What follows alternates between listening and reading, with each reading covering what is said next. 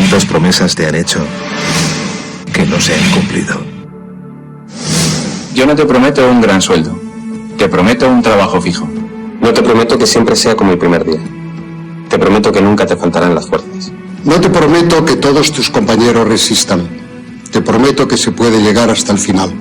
No te prometo personas importantes. Te prometo personas que no saben cuánto valen. No te prometo que vayan a hacer caso de lo que digas. Te prometo que querrás repetirlo una y otra vez. No te prometo la comprensión de los que te rodean. Te prometo que sabrás que has hecho lo correcto. No te prometo que te vayan a pedir ayuda. Te prometo que te necesitarán. No te prometo una decisión fácil. Te prometo que nunca te arrepentirás. No te prometo un trabajo perfecto.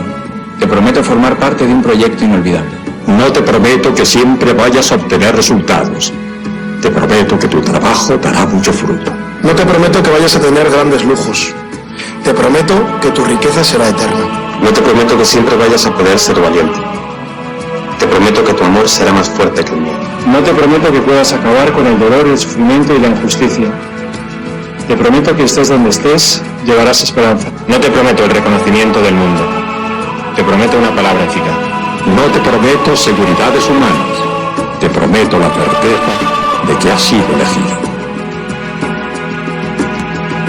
Y te prometo que alimentarás al mundo.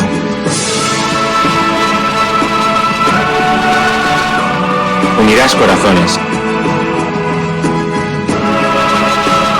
Acompañarás a los que sufren. Confirmarás a los que quieren ser fuertes. Experimentarás con ellos la verdadera alegría. Sumergirás a los hombres en la verdad. Y serás sacerdote, testigo de Jesucristo.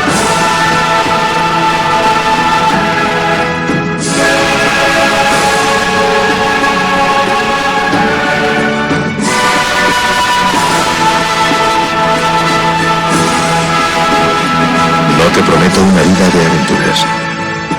Te prometo una vida apasionante.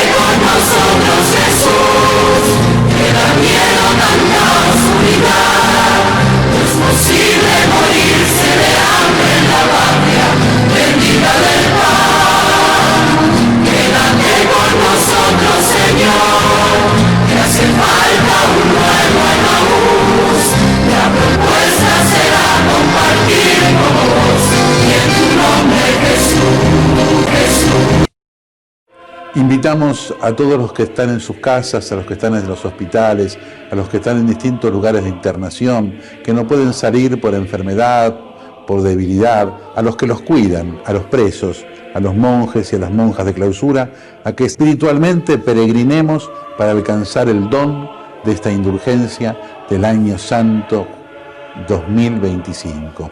En el nombre del Padre, y del Hijo, y del Espíritu Santo. Amén.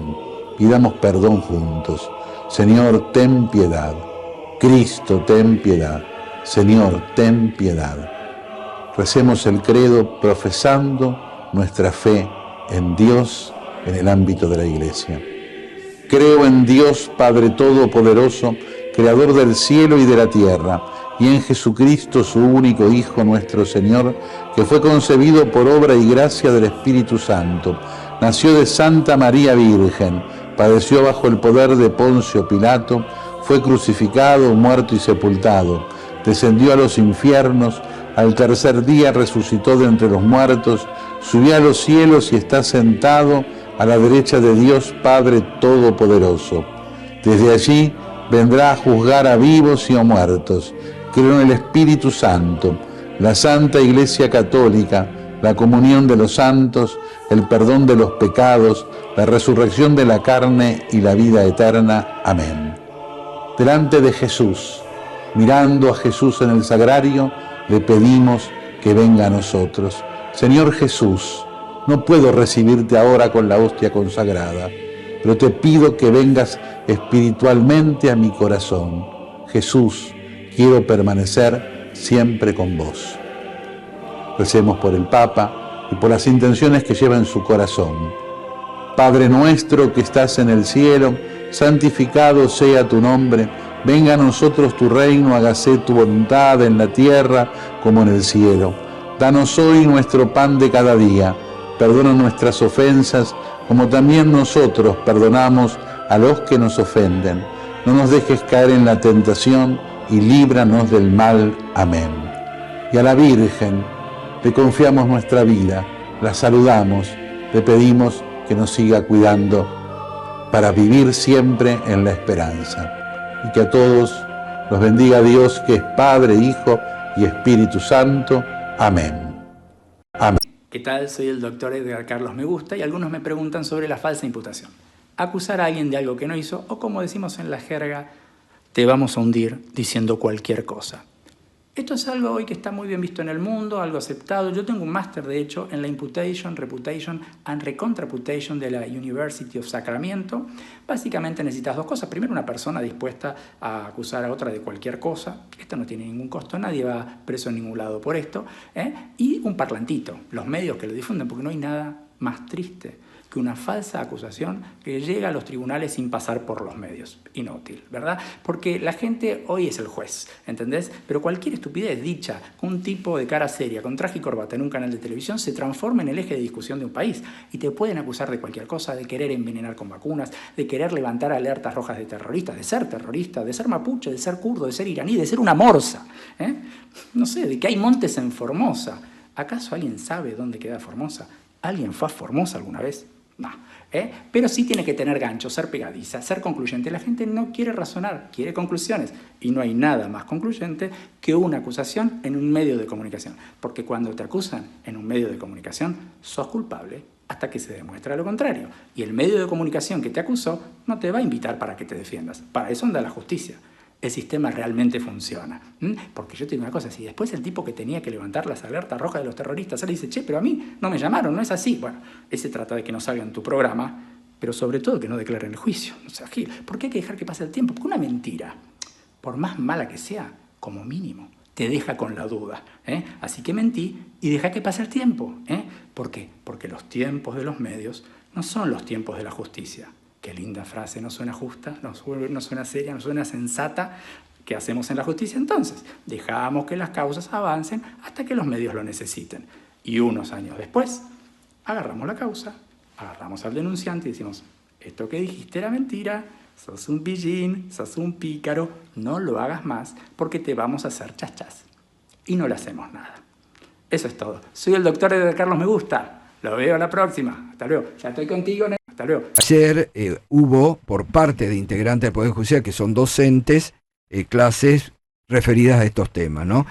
Caso el doctor Alejandro Slócar, que es integrante de la Cámara Federal de Casación Penal, que hace más de 40 años trabaja en el Poder Judicial, que además tiene carrera académica en la Universidad de Derecho Penal, en la Universidad Nacional de Buenos Aires y La Plata. Lo tengo en línea. ¿Cómo le va, doctor? Buen día. Buen día, Gustavo, buen día a todos.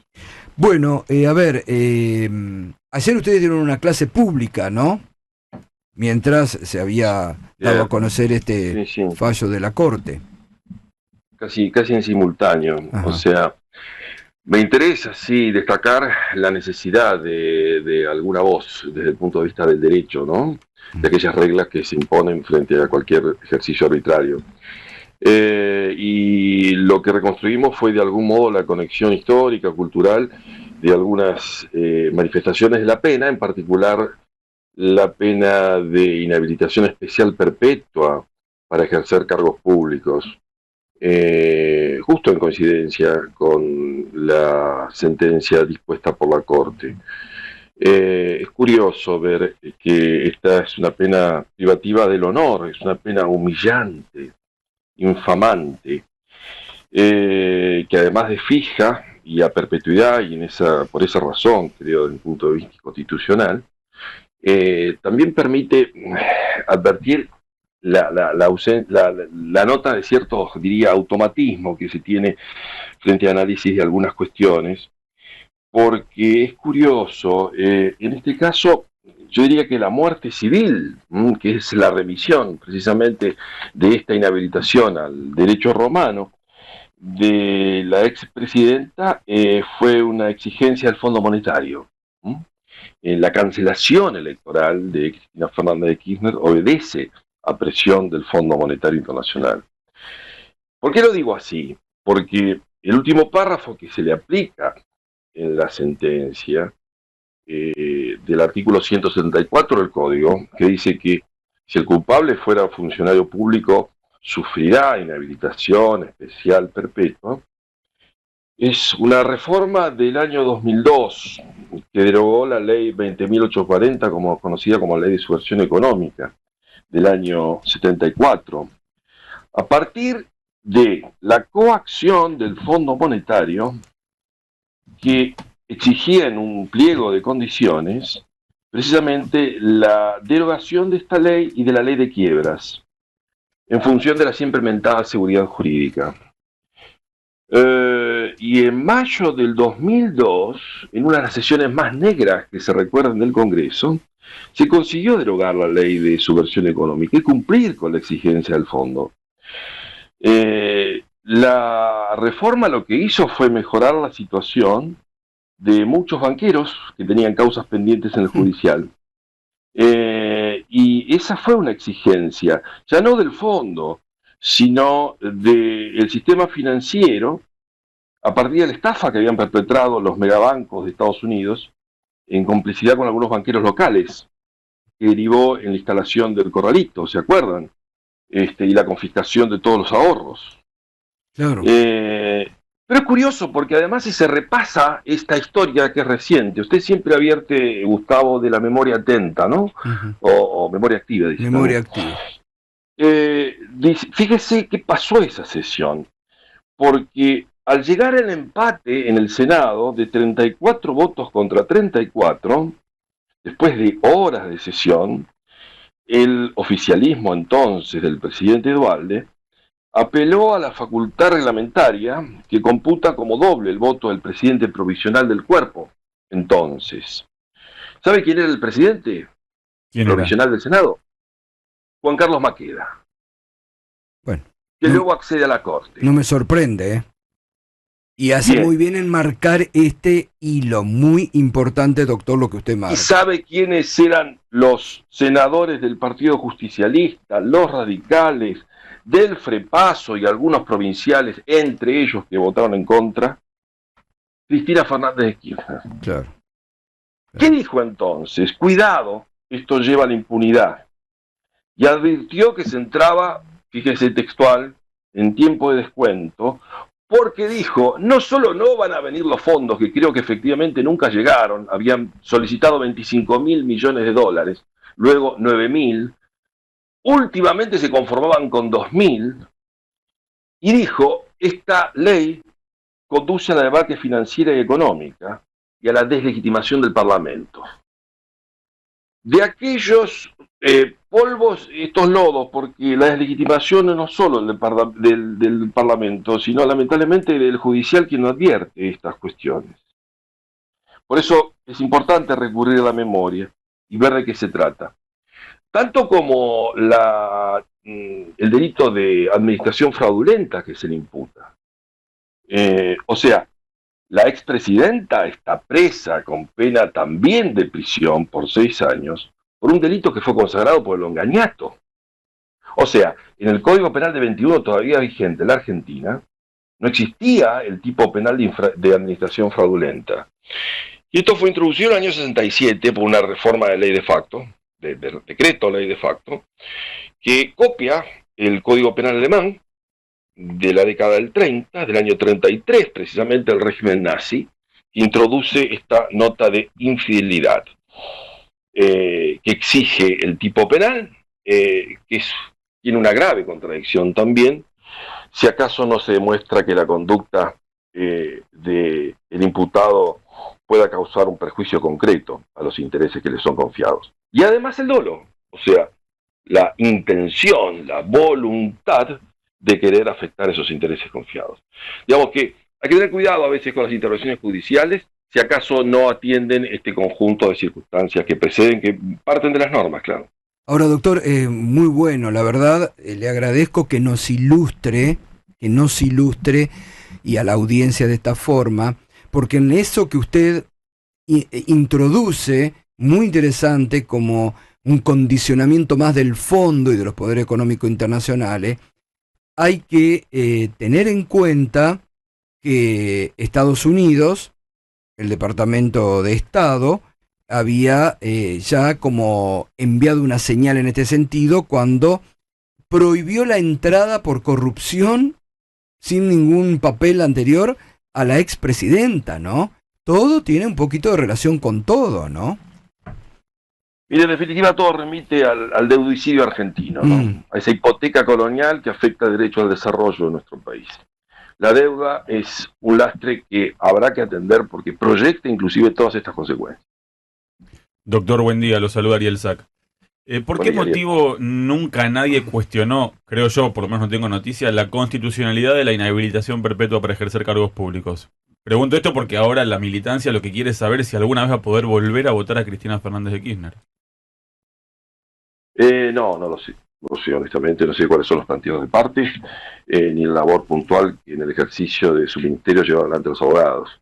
Pero la inhabilitación judicial de candidatos, claro que sin duda incide directamente en la competencia democrática. No es una cuestión argentina, la experiencia argentina, pero también histórica latinoamericana informa de eso. Fíjense, Lula, el daño irreparable que significó su proscripción en el 2018, se alteró el resultado electoral. Exactamente, alteró el resultado. Pero ahí la diferencia, doctor, que hubo un Superior Tribunal de Justicia que tuvo el coraje de revisar dentro de las normas constitucionales de Brasil la norma, cosa que no ocurrió acá en Argentina. Cierto, decimos siempre que si la justicia llega tarde no es justicia, pero si llega antes, sin garantías, muchas veces es persecución.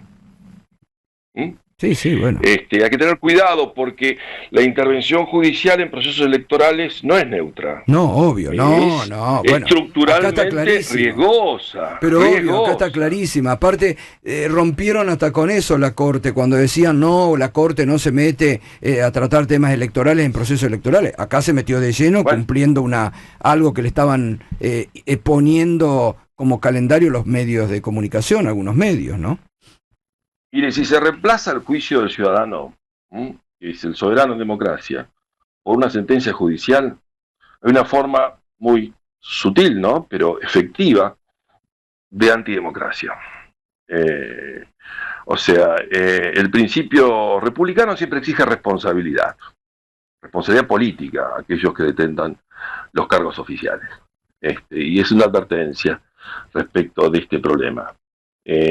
Porque si en verdad el problema es la corrupción o el autoritarismo, la respuesta debe ser siempre el fortalecimiento de controles horizontales, de otros órganos, de sistema de rendición de cuentas. Es un básico de la democracia. Apostar todo a una intervención punitiva de jueces, más aún si estos muchas veces están lejos de ser neutrales o imparciales, es como apagar con fuego, con queroseno el fuego, ¿no? Sí, Es decir, una democracia fuerte necesita controles antes, no castigos después. Claro. Doctor, ¿sorprende o a usted lo sorprendió la decisión de la Corte de en 46 días hábiles y en medio de un proceso electoral resolver como resolvió? Tengo para mí que no es muy usual, ¿eh? Efectivamente, usted anticipaba antes de que había algunos recursos que demoran un poco más de tiempo. ¿Y esto es comentado entre jueces o es una cuestión que le impacta a usted o que usted resalta pero que a los demás no les... No, creo que es obvio para todos, no solo los jueces, para todos. Está claro. Doctor, le agradezco la verdad la claridad y que nos introduzca para ayudarnos a reflexionar en estos temas que usted ha introducido esta mañana. Le agradezco mucho, doctor. Al revés, a usted, Gustavo. Un abrazo grande, gracias. El doctor Alejandro Slokar, integrante de la Cámara Federal de Casación Penal, que además es profesor, docente en Derecho Penal en la Universidad Nacional de Buenos Aires y La Plata. No es un dato menor el que acaba de decir el doctor Slokar. Como imposición del poder económico internacional, la proscripción. Porque hay que tener en cuenta, ayer no me acuerdo quién, creo que el mismo doctor Gil Domínguez lo marcó ayer esto, creo que sí, que fue Gil Domínguez, cuando dijo, Estados Unidos no está ajeno a esto, desde el momento en que dictó esa norma que sacó de un día para el otro,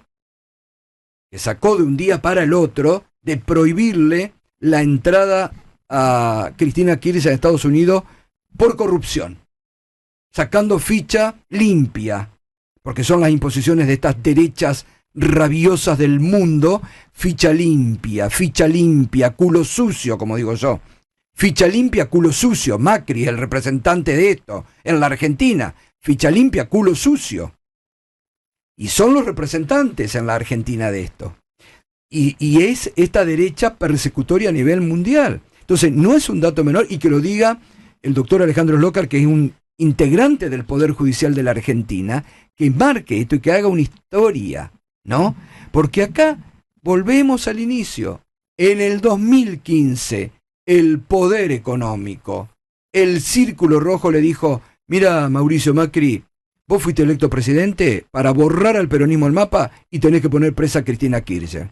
Por eso no me voy a cansar de recordarles, aunque a algunos no les guste, que la Nata después expresó la bronca que tenían porque Macri no cumplió y después lo defenestraba el Círculo Rojo a Macri porque no había cumplido con esa orden. Puso presos a otro, ordenaba a los jueces de Argentina otras acciones judiciales.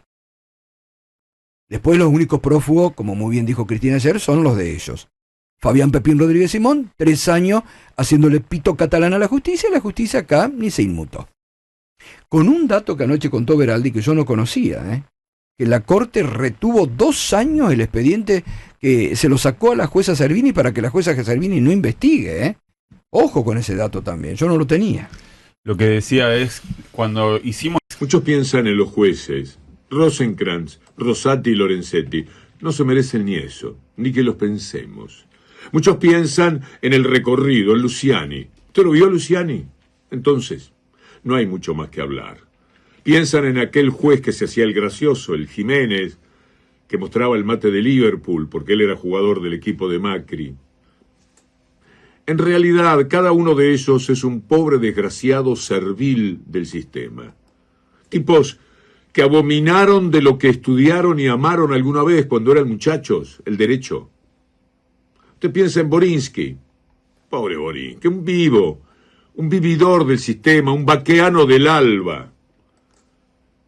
Yo creo que no se debería tanto invertir en la indecencia de los jueces de la Corte, en la pusilánimes que son los que están un poco más abajo, sino que hay que pensar en el poder real, de una vez por todas. Sepamos quiénes nos hacen daño. Naturalmente, al frente de todo está el inmenso delincuente que ahora presiona hasta Milei con este fallo. Ojo con Telefónica, hacete el loco y vas a ver cómo también te mando preso a vos. Pudo con todos. Ahora pudo también con Cristina a través de estos personajes menores, mandándola a la cárcel. Pero no es el único. Parrilli, lo van a escuchar, como antes Tailade, lo menciona muy bien. Hay unos grupos de poder que se quedan absolutamente con todo, pero que además tienen una obscenidad. ¿Usted se acuerda que en las películas de antes el Ku Klux Klan aparecía con unas fundas y nunca se sabían quiénes eran? Había que en el pueblo sospechar, fulano debe estar con el Ku Klux Klan. Eso decían las películas. Hasta que un día aparecieron los del Ku Klux Klan sin las fundas que se ponían en la cabeza. Dieron la cara, dijimos, somos nosotros. Y quedó bien. Les fue fenómeno. Y la gente ahora se ufana de ser Ku Klux Klan, de ser de derecha, de ser blanco, rojo los cuellos. Eso ha ocurrido en el mundo, acá también. AmCham, ¿usted conoció la palabra AmCham hasta hace un par de años? Ni estaba. Un grupo de empresarios que guardaban el lugar que le corresponde, empresarios, no dueños del país, que dicen, no está bien ficha limpia. Eso lo decían cuando pensaban que el fallo de la Corte se iba a demorar 1 año o 2. La querían afuera a Cristina ahora. Están determinando la política del país. AmCham. Ni hablar de AEA. Son los mismos que con Martínez de Osa en la cabeza en junio de 1975 fueron y convencieron a Videla de dar el golpe de Estado. Y acto seguido hubo movimientos con el Rodrigazo y Martínez de Oz ofreció los galpones de sus empresas para los primeros detenidos desaparecidos del régimen. Estos son los que pesan. ADEPA, AEA, AmCham, esos son los nombres. Los da bastante bien la Cámara Empresaria. Todo esto es lo que se apropió del país. Sepa verlos por lo menos. Sepa que cuando aparecen esas siglas hay gente que es muy delincuente detrás. Te escucha hablar del riesgo país. Caramba, che, ¿cuánto está el riesgo país? 700, oh la pucha. 900, subió el riesgo país. ¿Sabe quién hace el riesgo país? ¿Quién lo pone? El JP Morgan. ¿Y sabe quién representa al JP Morgan en la Argentina? El tal Minujín que preside AmCham.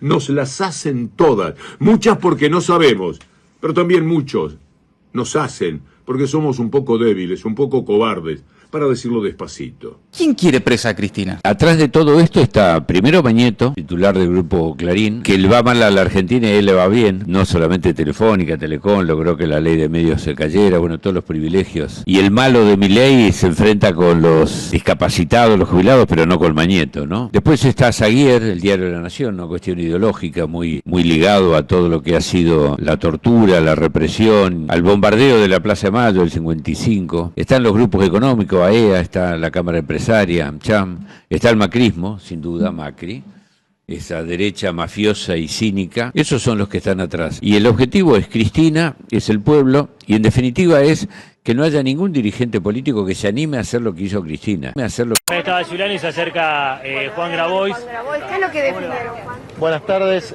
a todos. Bueno, en primer lugar, a los que quieren acompañar el repudio al fallo injusto contra una mujer inocente en un juicio amañado, sin garantías.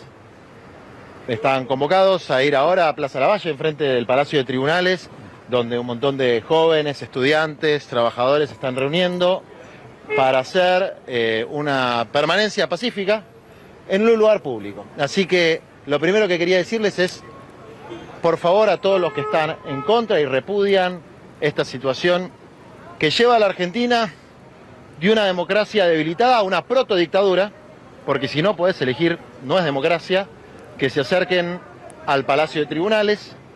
En este momento el objetivo más inmediato, además del repudio, además de señalar el carácter ilegítimo de un régimen, que a una expresidenta se la trate con decoro.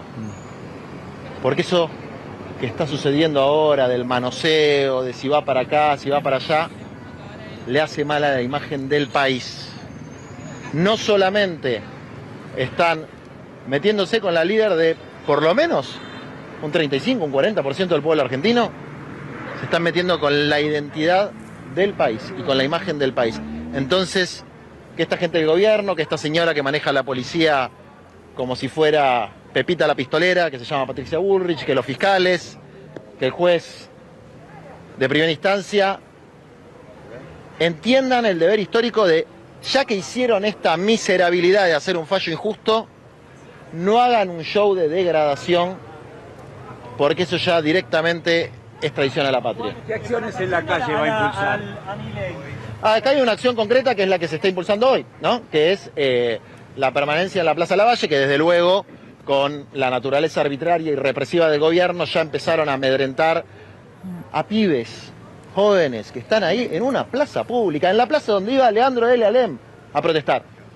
¿Cómo puede ser esto? No se puede protestar más en la Argentina, no hay más democracia en este país. No se puede protestar. Cortar las rutas, cortar los accesos a la capital o a la provincia, ¿creen que eso le generará apoyo por parte de la ciudadanía o rechazo? Yo te hablo de las actividades en las que participo yo, porque después también, vieron que algunos de tu canal hablaban de autoatentado con Cristina, también hay algunos autoatentados que se hacen otros, porque hay mucha trampa acá, hay mucha mentira. La protesta que se está haciendo en la Plaza Alem es absolutamente pacífica y está lleno de policías. Entonces, las expresiones de protesta popular existieron en este país siempre. Cuando ustedes querían hacer protestas por la 125, cortaban todas las rutas, tiraban leche y nadie los reprimió. Nadie los reprimió. Entonces, respeten el derecho que tenemos los que estamos en contra de este régimen mafioso, protodictatorial, que ha perdido toda legitimidad. Ha perdido toda legitimidad. Ya empezó con la criptoestafa, siguió con insultar a los discapacitados y a los jubilados, pero ahora con la proscripción de la principal líder del principal partido de oposición, que es el Partido Justicialista, no es mi partido, yo soy de otro partido, pero este es el principal partido de oposición. Con esta proscripción terminó la legitimidad del gobierno, se acabó el régimen democrático en la Argentina, entramos en otra etapa y los que creemos en el Estado Social de Derecho no tenemos otra que con la Constitución en la mano. Pero esto es un golpe judicial, es un golpe a la democracia, pero ¿cómo que no? ¿Va a promover el corte de rutas? La verdad que fue una reunión muy buena, donde hay distintas visiones. Yo tengo una visión, desde luego es una visión parcial, es una visión que se tiene que, si se quiere, sintetizar en el conjunto, si no. Pero yo creo que hay que llamar a la abstención en la elección. Hay que llamar a la abstención. Hay que llamar a la abstención. ¿Y eso no deja los lugares vacíos? Mira, yo viví el 2001. En el 2001 ganó la abstención. Un par de meses después, ¿saben lo que pasó? El Poder Ejecutivo decretó el estado de sitio. Un gobierno corrupto que ganó las elecciones con el eslogan de la transparencia, ¿no? Después metió la Banelco. ¿Se acuerdan quién era la ministra de Trabajo? Patricia Bullrich. La ministra de Trabajo que le sacó el 13% de los jubilados. Yo me acuerdo que me metieron preso a disposición del Poder Ejecutivo Nacional. ¿Qué quiere decir eso? Por orden del presidente. Me pasó la semana pasada también, Lo dijo Bullrich, por orden del presidente. No había estado de sitio. Había un estado de sitio encubierto en este momento. Al mediodía más o menos, ¿no? Mataron un montón de gente. Bueno, por suerte a mí me metieron preso. Tenía 18 años. 6, 7 horas después, en la televisión de la comisaría se veía que ese señor que me había metido preso y esa señora que le había robado a los jubilados se fueron corriendo con el rabo entre las patas, se subieron a un helicóptero y se tomaron el pique. Porque no tenían legitimidad. Y nosotros lo que tenemos que hacer es poner de manifiesto que este régimen no tenía legitimidad. ¿Y sabes lo que pasó 3 años después? Esos jueces de la mayoría automática menemista no estaban más en la Corte Suprema. No estaban más. ¿Y saben qué? En ese mismo momento había otro expresidente preso, Carlos Saúl Menem, que no es de mi simpatía, pero también estaba preso por ser opositor político. Ojo el piojo, no se confundan. Obviamente para mí el juicio es un juicio absolutamente irregular, por parcialidad, por falta de pruebas, etcétera, etcétera, etcétera. ¿La Corte le clavó el último clavo al cajón del kirchnerismo? Mira, Milei es un necrófilo, le gusta la muerte, es un perverso, es un enfermo que quiere lobotomizar a la sociedad, pero lo que dice Milei es paparruchada de un payaso y de un bufón de corte. Acá los que gobiernan son Sturzenegger, Caputo y Patricia Bullrich. Y Caputo financió No sé si se acuerdan de esa guillotina que decía muertos, presos o exiliados? Esa la pagó Caputo, ¿eh? La pagaron las empresas de Caputo. Entonces, veamos de dónde empieza la violencia, porque obviamente la violencia engendra violencia. Esto es así desde que el mundo es mundo. La violencia engendra violencia. Y yo que creo en la resistencia no violenta que enseñó Gandhi, que nunca tiró una piedra ni rompió una puerta, entiendo perfectamente que hay una reacción. ¿Cómo no va a haber una reacción? La reacción va a haber, va a existir la reacción. Lo que hay es mucha doble vara. Y ya que están colegas, digo, pues yo también soy periodista, escribo para un diario, noteros de Clarín y de La Nación, invítennos a debatir. Porque no nos invitan. Estamos censurados en el grupo Clarín y en el grupo La Nación. No nos invitan a debatir desde hace una semana. Permitan que también la gente escuche otras voces, porque es una forma de censura la que están ejerciendo desde el poder mediático al no permitir que la oposición a este gobierno y los que consideramos que lo que hicieron con Cristina es un golpe judicial, nos podamos manifestar. ¿Le propuso al peronismo la abstención? ¿Le propuso no presentarse en las próximas elecciones? Yo hice mi planteo básicamente desde esta posición. Hay que desenmascarar el carácter ilegítimo del régimen de facto. Y el carácter ilegítimo se desenmascara de una manera muy sencilla. No tienen votos. No tienen votos. Pueden salir diciendo que ganaron. ¿Saben con cuánto ganaron la elección de la Ciudad de Buenos Aires? Con el 30% del 50%. El 30% del 50%. El 15% del padrón electoral. Eso hay que ponerlo de manifiesto. Los banca el 20% del padrón electoral. Es un gobierno ilegítimo. Es de la Rúa 2 y tiene la misma gente. Bullrich, Sturzenegger y Caputo. Y eso tiene que quedar de manifiesto porque si no van a seguir saqueando la patria. Caputo lo dijo clarísimo. Lo que pasó en el Instituto Juan Domingo Perón es que Caputo quiere vender la propiedad. Se la quiere dar a sus grupos aliados, se la quiere dar al grupo IRSA. Entonces hay que entender la gravedad de lo que está pasando. Están con una narrativa chotísima sobre la corrupción de los otros, afanándose un país entero, empapelando con deuda un país entero, y lo hacen a cielo abierto. Entonces, los que estamos en contra de esto, insisto con el pedido para los productores, con absoluto respeto para ustedes que están trabajando, que nos permitan ir a debatir. Si son tan democráticos y republicanos, que nos permitan ir a debatir. ¿Hay debate posible con el gobierno en estas condiciones políticas? Este es un gobierno que no quiere dialogar. No quiere dialogar con las organizaciones sindicales, con los movimientos sociales, con los partidos de la oposición. Porque todo es un curro. Todo lo que es noble en este mundo, para ellos es un curro. Los derechos humanos son un curro. La prensa es un curro, porque ustedes son todos ensobrados, ¿eh? Ahora se la hacen a Cristina, mañana te la hacen a vos y te la hacen a vos. ¿No le gustó lo que dijiste? ¿No le gustó lo que investigaste? Sos un ensobrado y te meten una denuncia penal. Y después esa denuncia penal la agarra un juez amigo de ellos y vas en cana, loco. Entonces estamos todos con prisión condicional en un virtual estado de sitio. A ver si nos damos cuenta. Hoy van por uno, mañana van por otro, pasado van por otro, y al cuarto día van por vos. Cuando no te necesitan para usarte, van a ir por vos. Entonces, si el gobierno quiere volver un rumbo de legitimidad democrática, desde luego lo primero que tiene que hacer es permitir la libre manifestación del pueblo, por ejemplo en Plaza Lavalle. Y tiene que dejar de agredir de manera sistemática, autoritaria y dictatorial a cualquier connato de oposición política, social, sindical, cultural, periodística. El presidente insultó a un niño con trastorno del espectro autista. ¿En qué país que tenga un mínimo de salud mental se puede permitir eso? Insulta a los médicos que curan a los niños del cáncer. Dice que la mejor universidad de Latinoamérica es un curro. A ver si nos damos cuenta que lo de Cristina, esta condena, es la frutilla del postre, o por lo menos el primer día de un régimen dictatorial. Que hoy es Cristina y mañana va a ser Manés, pasado va a ser Lustó, la semana que viene va a ser otro. Ellos no les importa destruir particularmente a Cristina, les importa destruir cualquier cosa que se oponga a su plan de saqueo. Y Cristina es una de esas, tal vez la principal. De nada. Bueno, en este momento no se puede hablar ni una palabra Ni una palabra se puede hablar de candidaturas en este momento. Ni una palabra. El que habla de candidaturas en este momento no está entendiendo lo que pasa en la Argentina.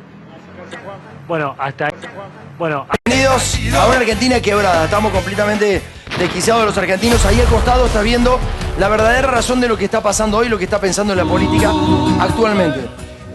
Mira, ahí al lado estás viendo la deuda, cómo está creciendo minuto a minuto la deuda en la Argentina. Hay gobernadores que están espantados con la situación que está ocurriendo. Hay un gobernador que ha decidido en las últimas horas, según un informe que le había pasado su propia policía, que estaban ahí de que la gente se empiece a levantar, han adelantado los aguinaldos. La situación está realmente complicada, en serio, pero en términos económicos, olvídate de lo político, olvídate de lo social. Términos económicos, así como está viendo ahí el conteo, así aumenta la deuda en la República Argentina en dólares. En dólares está. O sea, hay un gobierno que ha decidido financiarse con deuda en dólares y vos sos el que va a pagar el pato al final de todo esto. 130 mil millones de dólares aproximadamente tomó Javier Milei en sus primeros 549 días de mandato. Ya vamos a empezar a hablar de eso. Pero primero quería hablarte de José Luis Espert, porque esta es el estado de situación. Falta que alguien prenda la chispita y la cosa se vaya todo al carajo. El problema, como te decíamos ayer, son los enfrentamientos, que la grieta no pasa a ser una guerra, porque si pasa a ser una guerra, la violencia trae muerte. Y estamos ahí, estamos ahí. La UCA acaba de emitir un comunicado porque organizaron una conferencia, no fue la UCA específicamente. Dicen ahora que le prestaron el salón a una persona. Sean más responsables, muchachos. Ahora, este tipo que ves ahí va a ser candidato en la provincia de Buenos Aires y hoy es diputado nacional. Un tipo que está enfermo, en serio, que ha transado con narcotraficantes, que no le importa absolutamente nada, dijo hoy, en este estado de situación, esto. Ganó en 2012, hacía meses que estaba y le digo, ¿cómo no va a estar amargada si soy la hija de una gran puta? Hija de una gran puta, entonces...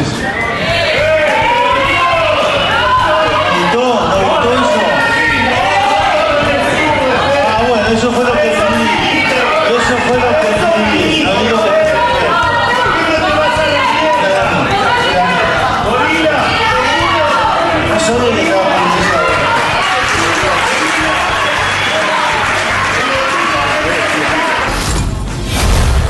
Mira, acá no se trata de ser gorila o no, se trata de ser ubicado o no ser ubicado, ser un idiota o no serlo.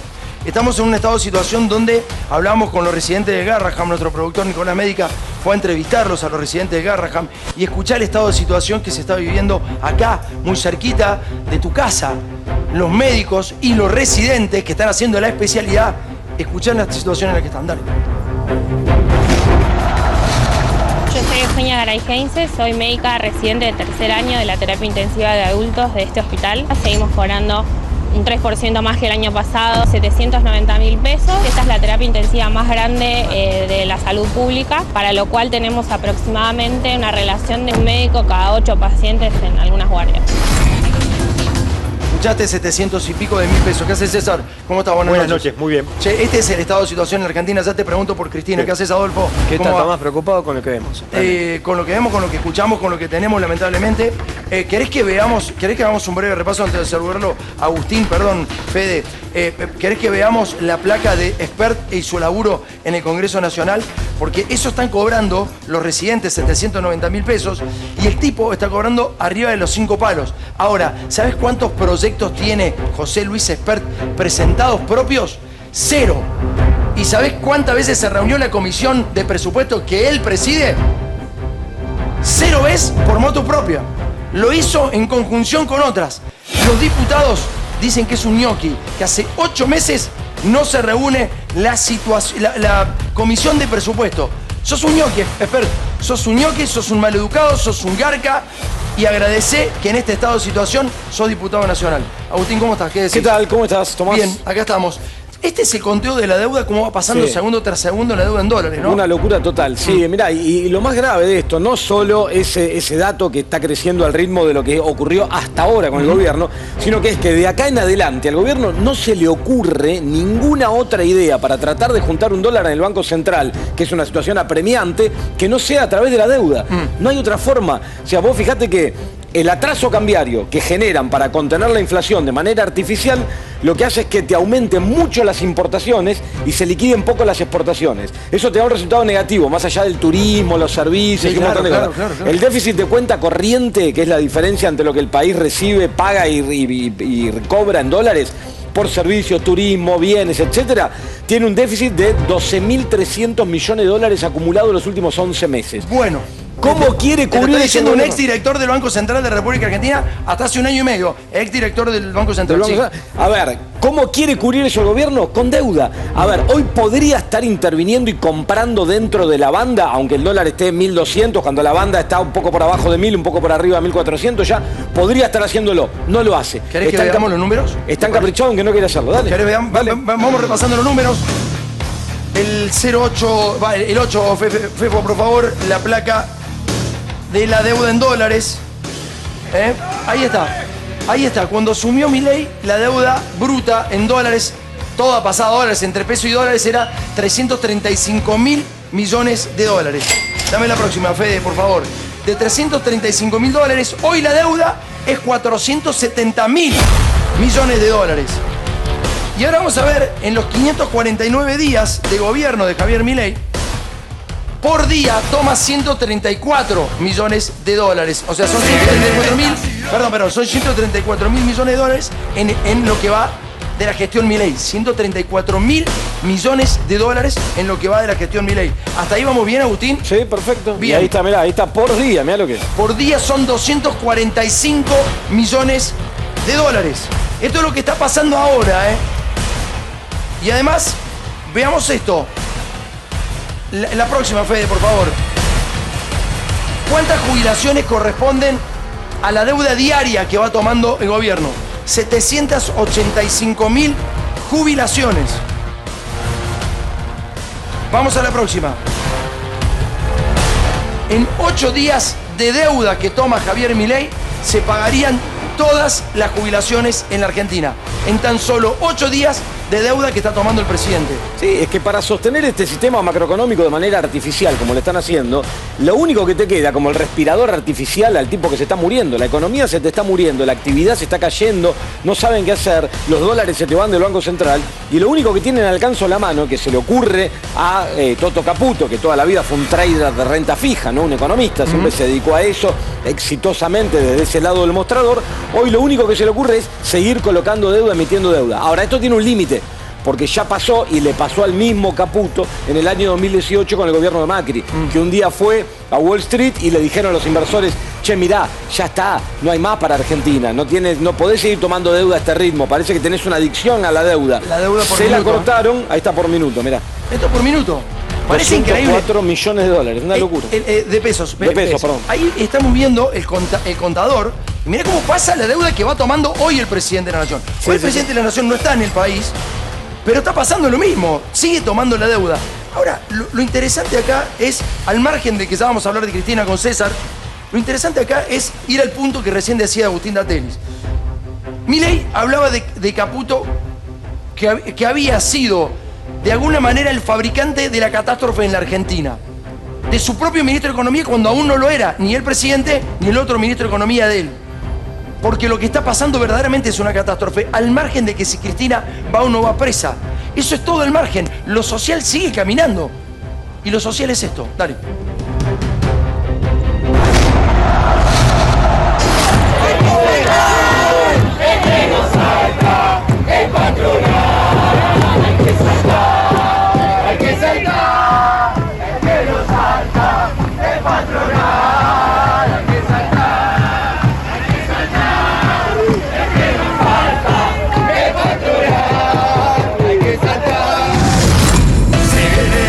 Bueno, ahí estamos.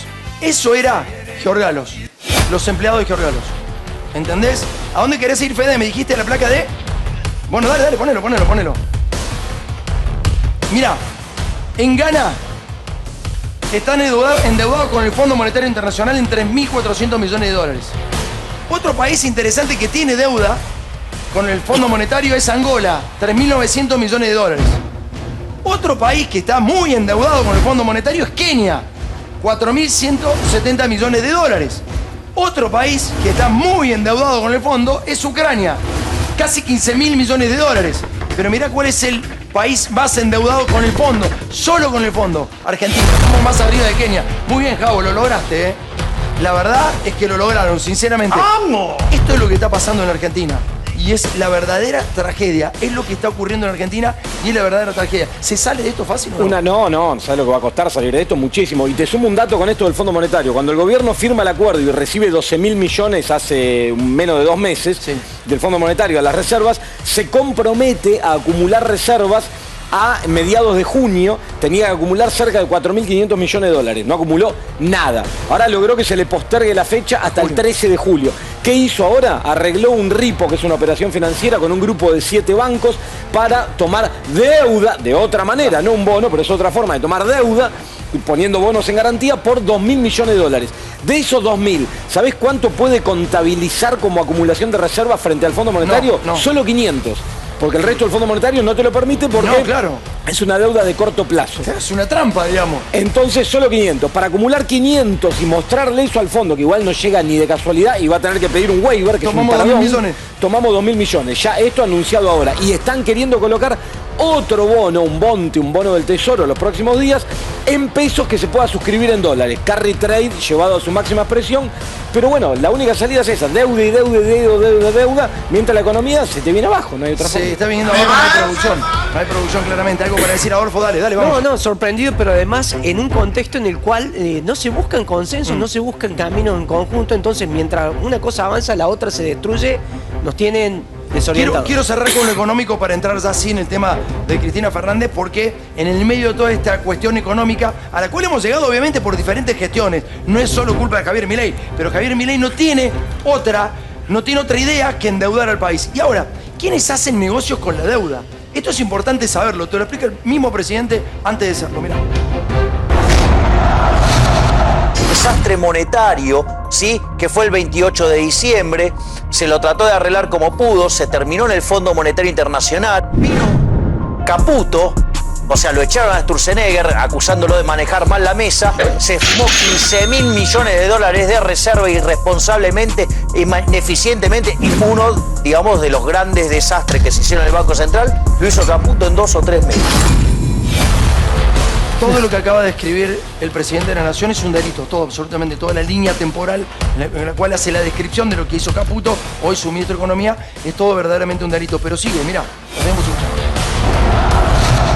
Parte del acuerdo del fondo se lo patinaron en el Banco Central para salvar a quienes financiaron, los que quisieron ocultar el desastre del 28 de diciembre del 2017. El 28 de diciembre del 2017, esa fatídica mañana, hacen una conferencia de prensa en la que está Federico Sturzenegger, presidente del Banco Central, Marcos Peña, el Toto Caputo, ministro de Finanzas, y Nicolás Dujovne, ministro de Economía. Y frente a la política monetaria que estaba llevando a cabo el Banco Central, deciden avanzar sobre la independencia del Banco Central. Entonces, en ese contexto, viene la corrida. Cuando viene la corrida, el Banco Central trata de bancar los trapos, Argentina se queda sin financiamiento y Argentina entonces consigue el financiamiento de BlackRock, de PIMCO y de Templeton. Y salen a decir, no, vieron que no pasó nada, conseguimos el financiamiento. ¿Y quién trajo esos fondos? Caputo, si era el ministro de Finanzas. Pero, digamos, obviamente, después había que salir. ¿Y cómo salimos? Y como no nos daban los números, tuvimos que ir al Fondo Monetario Internacional, lo pusieron 45.000 millones de dólares. Es realmente grave lo que acabamos de escuchar, en serio. Hasta ahora escuchaste a Agustín Datteri, que era director del Banco Central, algo sabe.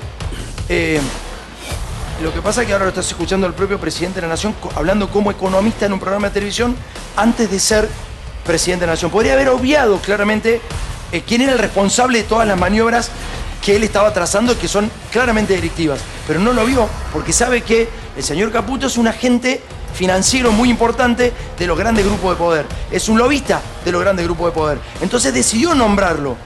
Ahora, hoy es ministro de Economía. Y ese ministro de Economía nos está endeudando. Es muy violento ver esto, muchachos. También pasó en la gestión anterior y en la anterior, eso está claro. Pero este nivel de deuda tomado en los primeros 549 días, muy pocas veces en la historia argentina se ha visto de esta manera. Y no hay otra respuesta. Ese es el grave problema. No hay otra respuesta.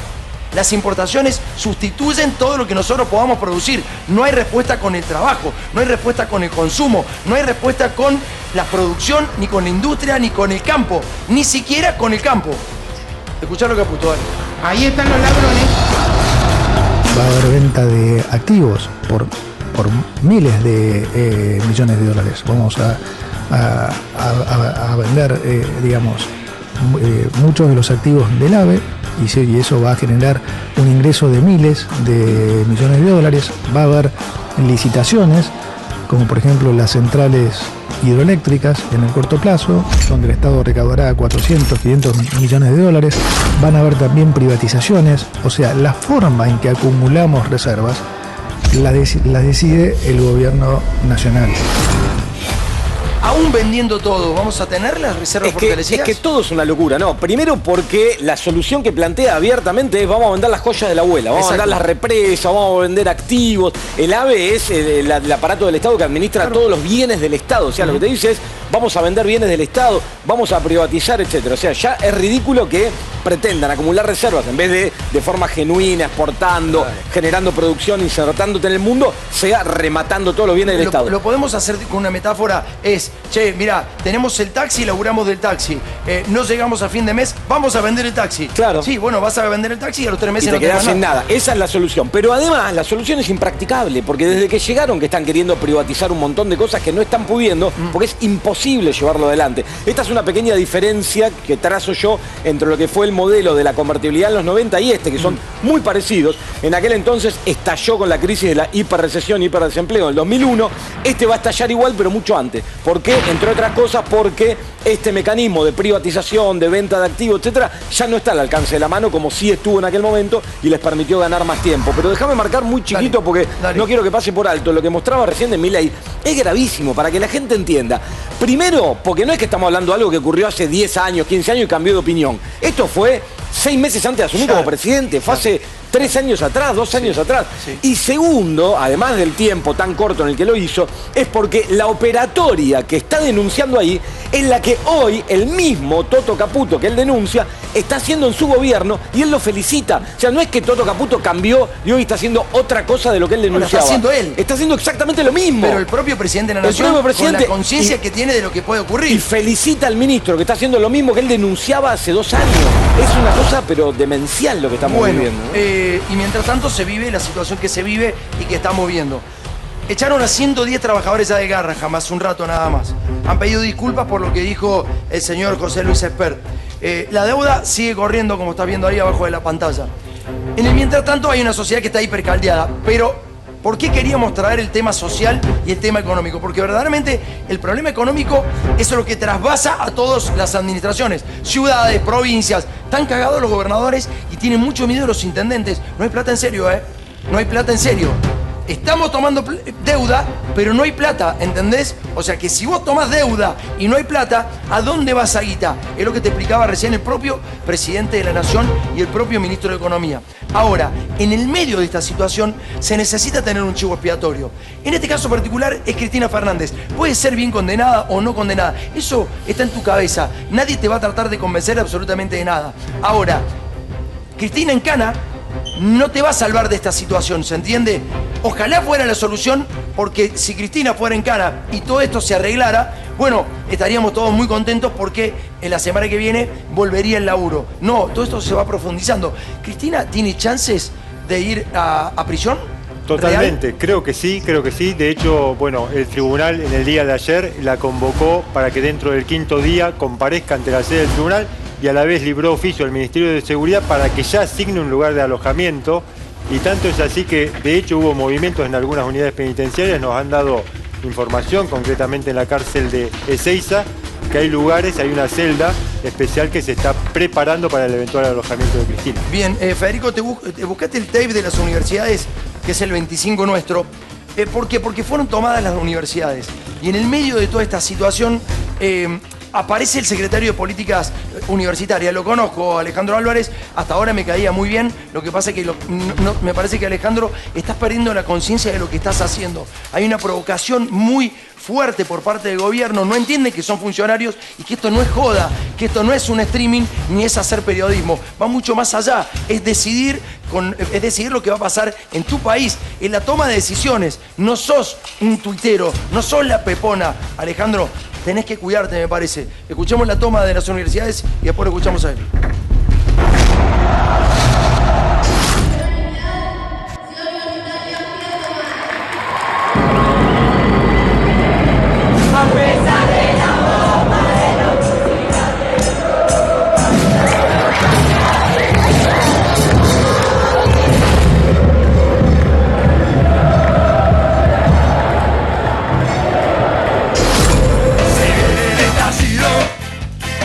Mirá lo que tuitea Alejandro Álvarez.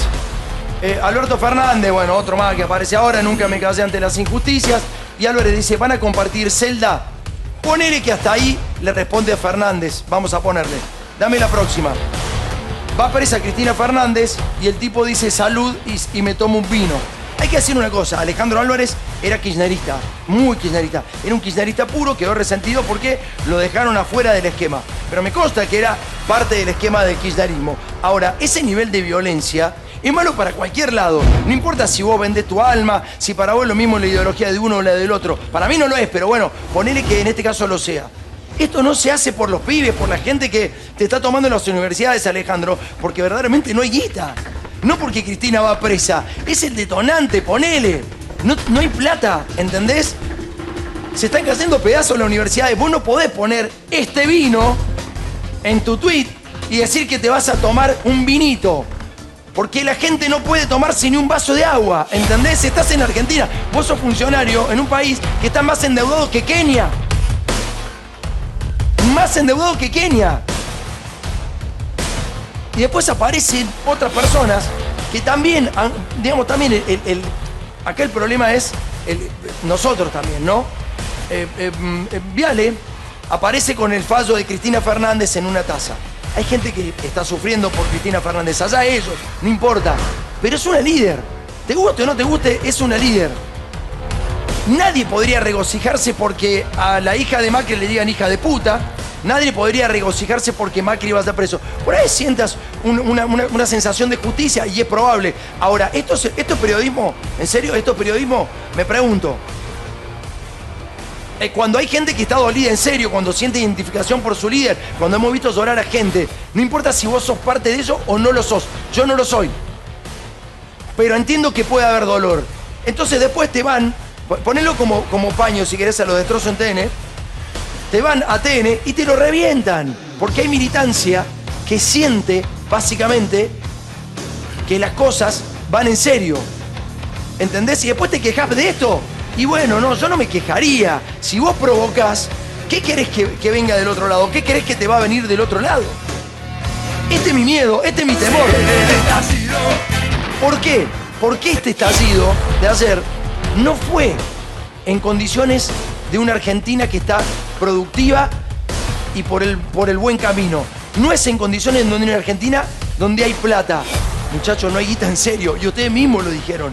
No hay plata. ¿No lo entienden? La gente cuando no tiene plata no es que deja de comprar una Ferrari o cambiar el auto. Cuando no hay plata en la Argentina no se morfa. ¿Entendés? Ese es el problema. Ustedes dejarán de comprarse una camisa, dejarán de cambiar el celular, probablemente, o quizá no. Pero hay gente que no morfa y cuando no morfa, la cosa está muy finita, muy finita. Gracias por venir, Agustín. No, gracias a vos, Tomás, por la Muchísimas invitación y bueno, por la descripción de lo que está pasando, que es importante porque a veces estamos todos con esta cosa, la tacita y esta huevada que hacen algunos, y la realidad que es lo que estamos mostrando a veces no se ve, ¿no? Bueno, César, se definió ya la prisión, vos querés que vaya a la celda en Ezeiza. Se está preparando esa celda, ¿no? Se está preparando efectivamente, nos confirmaron que hay una celda en el penal de mujeres de Ezeiza, que es un penal chico, sí, pero que se está preparando un espacio específicamente para recibir a Cristina Fernández de Kirchner. El tribunal lo pidió, de hecho, sí. Y obviamente que puede haber trámites y pedidos de la defensa pero no es automática de ninguna manera una detención domiciliaria, por más que se trate de una persona que... O sea, que puede no ir automáticamente a su casa. De ninguna puede manera. Terminar en la cárcel. ¿Cómo te manera. imaginas eso, Adolfo, en la cárcel, Cristina? Y yo me imagino que están pensando en una detonación controlada, quiero pensar, que están pensando en lo que van a hacer y saben lo que van a hacer y se bancan el vuelto, se bancan lo que viene. Noto como que estamos en una situación que describió el arzobispo de Buenos Aires, que se desvanece la esperanza de tener una Argentina unida. Eso ya no lo buscamos más. Tenés razón, es buena esa, es buena. Se fue la grieta, viene la guerra, nos vamos a la tanda. Pueblo que escucha, únete a la lucha. Pueblo que escucha, únete a la lucha. Pueblo que escucha, únete a la lucha. Pueblo que escucha, únete a la lucha. Pueblo que escucha, únete a la lucha. Pueblo que escucha, únete a la lucha. Pueblo que escucha, únete a la lucha. Pueblo unido, nunca vencido. Pueblo unido, nunca vencido. Y luche, luche, luche, no deje de luchar. Y luche, luche, luche, no deje de luchar. Por un canto de obrero, obrero y popular. Y luche, luche, luche, no deje de luchar. Pobre el pobre que no luche, siempre callado nomás. Le han de robar su guitarra, nunca más ha de cantar. Y luche, luche, luche, no deje de luchar. Y luche, luche, luche, no deje de luchar. Por un canto de obrero, obrero y popular. Y luche, luche, luche, no deje de luchar. Pueblo que escucha, une cosas tiene mi pueblo que no las puedo callar. Cualquiera viene y le ofende y él calladito nomás. Pero guarda al que trampea, pero guarda al que le miente, porque mi pueblo no es tonto, porque mi pueblo es valiente, porque mi pueblo algún día cuando la sangre reviente habrá de salir cantando con un fusil en la frente. Y entonces no habrá más niños durmiendo bajo los puentes, ni obreros, ni campesinos, siempre apretando los dientes, porque mi pueblo es de machos y nadie me lo desmiente.